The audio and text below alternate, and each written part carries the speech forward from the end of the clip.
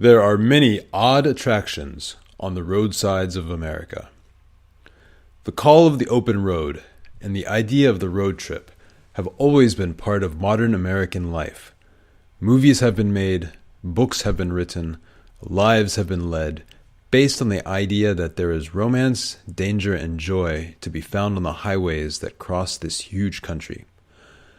With the price of gas down considerably from last year, the American Automobile Association says 56% of Americans plan to take at least one road trip this summer.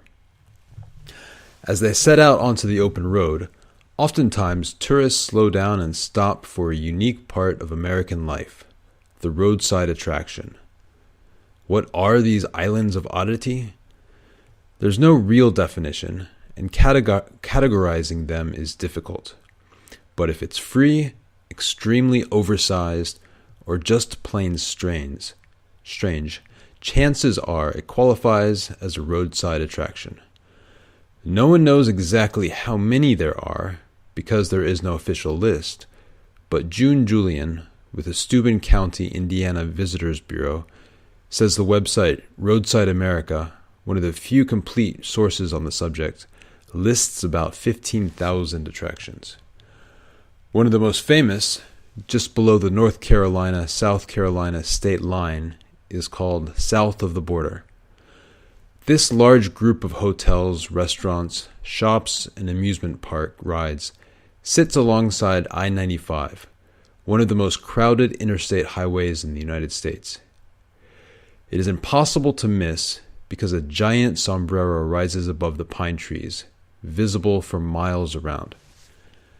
Then there are the giant dinosaurs that sit alongside the roadside in Cabazon, California, and the rows of buried Cadillacs in Texas. The only thing they have in common is that they are easily accessible from the road, and most of them exist to get you out of the car for a while. Some of the reasons you'd stop at a roadside attractions would be you've been in the car for hours, the children are bored, the pets need some attention. You can get out, you can stretch your legs, Julian said. You can have a little quality time with your family, and you're looking at something that's different, that you don't see every day. There are hundreds of roadside attractions in every state.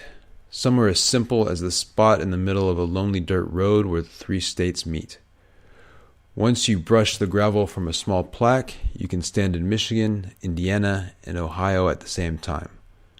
Others, such as the Smiley Face Water Tower in Indiana, can be seen for miles. It's part of a group of more than 30 Smiley Towers across the country. Roadside attractions gained popularity after World War II when U.S. soldiers returned home.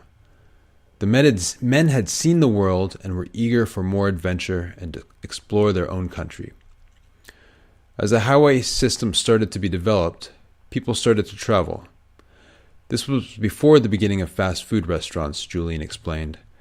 There just weren't a lot of places to pull off the road. Areas started to say, hey, we want these people off the roads and we want them in our areas spending money. And they started to build things that would attract people. Restaurants and shops tried all sorts of tricks to attract travelers, everything from bright paintings to crazy statues. The world's largest was always a big draw. The largest ball of string, rocking chair, or tire. If large was good for manufactured items, it was even better for natural things. Kokomo, Indiana is home to the world's largest bull. Old Ben died in 1910 and is now stuffed and under glass. He weighed in at 2,140 kilograms and stood nearly 2 meters tall.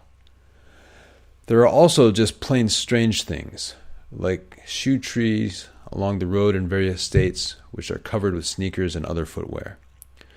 Indiana draws plenty of visitors as well. There's a twisted house in the shape of an arrow in Indianapolis, and if that's not enough, there's a self-guided tour of an outhouse collection in Huntington. As strange as these roadside attractions are, Julian believes they may serve a purpose beyond giving travelers a break and bringing in cash to nearby communities. Tourism can be the new peacemaker in our country, she says. The more you travel, the wider your worldview is, and the easier it is in the long run for all of us to get along.